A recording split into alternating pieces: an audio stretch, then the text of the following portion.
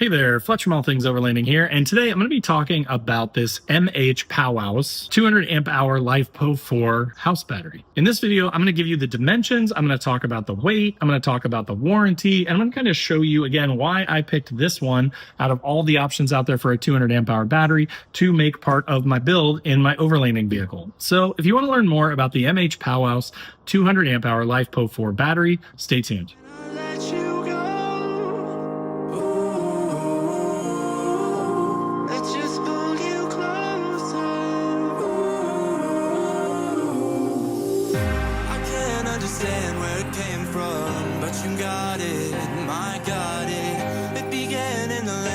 Sandstorm, I fought it, though I wanted everything to do with what you give to me. All right, guys, so as I mentioned in the intro, today I'm talking about this MHPOWOS LiFePO4 200 amp hour battery. Now, there are quite a few options for these, but these guys have some really nice prices. But as I mentioned, they generally have discount codes on their website. Check the description down below. If I've got one, I will also put it in there for you. So let's just kind of walk through the features of this thing. Again, if you are looking for something to make a house battery out of, and by house battery, I mean a battery that you can use to run accessories on an overlanding trip, things like a refrigerator or a diesel heater or different things like that that require electricity if you need to charge a bunch of things. My rooftop tent has an Anderson plug that I'm running off of my house battery all the time, so that powers lights and recharges my phone and things like that up in the tent. My lights run off of my house battery. That is what something like this is for. This is not a starter battery, right? So you're going to use this to literally run accessories and essentially charge things and then recharge the battery. So it's a big capacity holding tank for power to run all of your accessories. So as far as this one goes, let's just start with the basics. This thing is about 21 inches long. It's about 8.2 inches thick, and it's about 8.4 inches tall. So you want to keep those dimensions in mind when you are planning your power system, right? Because my bed of my truck is about 48 inches across.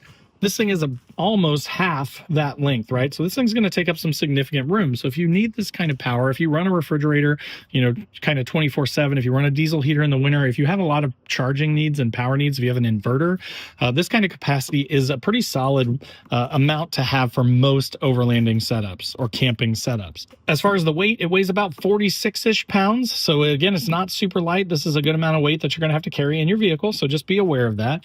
But if you have 200 amp hours in just this one battery in this sort of rectangular setup, this will fit behind a seat of an SUV. This will again fit, you know, in the back of your truck.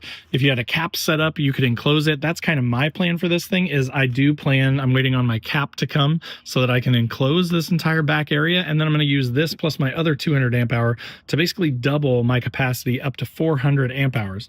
And the reason for that is because I'm doing things like charging an e-bike off of AC power through an inverter, and that takes a ton of power. I've got chainsaw batteries that I have to keep charged. So I have a ton of power needs, all my camera gear, my drone, that sort of stuff, a ton of things that run off AC. I have a Starlink. So if you have a bunch of accessories, more capacity is always better than less. But again, this 200 is really solid for most overlanding setups. So they do give you an 18-month warranty. So if something were to happen in the first year and a half of running this, which, you know, you could probably get a lot of use out of that in that time, then you could reach out to them and you could get a replacement, or you could talk to them about how to take care of you if something were to happen to it. You've got these handles on the side, which you're not going to use too much. They're just kind of par for the course, just these ropes with these plastic handles, but they work well and they make it easy to transport this thing. You could also use these to tie this down. So you could use some sort of like lashing straps or a D-ring or something like that and attach this if you wanted to in the bed of your truck or behind your SUV. Now, as far as the posts go, these are removable. So they've just got a big Phillips head on top.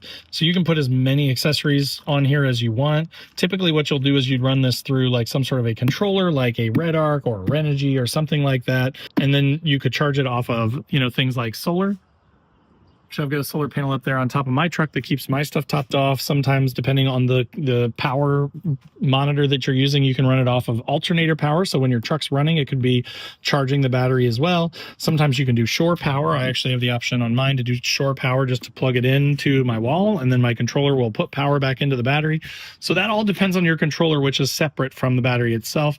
But this thing will take all of it, and it does have built-in battery management system that will protect you against overcharge, over discharge, you know, kind of all of your standard things. It's going to make sure that it protects the battery and keeps it in tip-top shape so that it lasts as long as possible.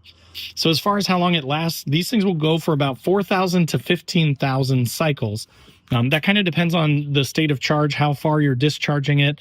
You know, I kind of keep mine running all the time, usually running something like a refrigerator and some accessories. So I've got a little bit of power kind of trickling in and out, and then the solar topping it off all the time. So I'm probably on the higher side of the cycles because I don't run it down as deep every time. All right, guys, so that will do it for the MHPOWOS 200 amp hour LiFePO4 battery. As you saw, this thing can run for a really long time, about 10 years, 15,000 cycles. It has an 18-month warranty, which is pretty nice, so you can use this thing for quite a while, and if anything happens, you can just reach back out and they will take care of you. It's got a relatively standardized sort of form factor, so the width and the diameter about 21 inches long, about 8.2 inches deep, and about 8.4 inches high. Just make sure that you've got room for that in your vehicle, because as you can see, compared to the back of my truck, this thing's pretty large. A 200 amp hour is a really, really solid entry if you are just looking to run a diesel heater or a fridge, or, you know, sort of the normal overlanding gear that you might see people running or that you might want to run in your setup. 100 amp hours is usually sufficient. They do have 100 amp hour options as well. I'll put links in the description below to kind of all their different options, or the main ones that I would recommend, which would be probably a 100 or a 200 amp hour. If you wanted tons and tons of capacity rather than running two 200s like I'm going to do, I believe that they have some 460s. So there are some larger form factor batteries as well that you can get just one single battery, but they're pretty big. So again, I hope that was helpful for you, gave you some ideas for how to use this thing.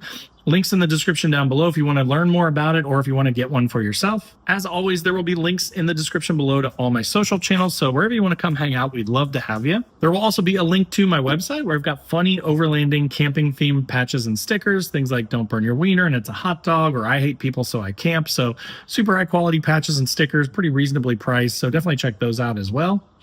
Also below this video will be a join button. That's just kind of a passive way to support the channel and gives you early access to the videos and some other perks. So check that out if you're interested in that. Or if you want a more involved way to be a part of all things overlanding, there's also a link to my Patreon group.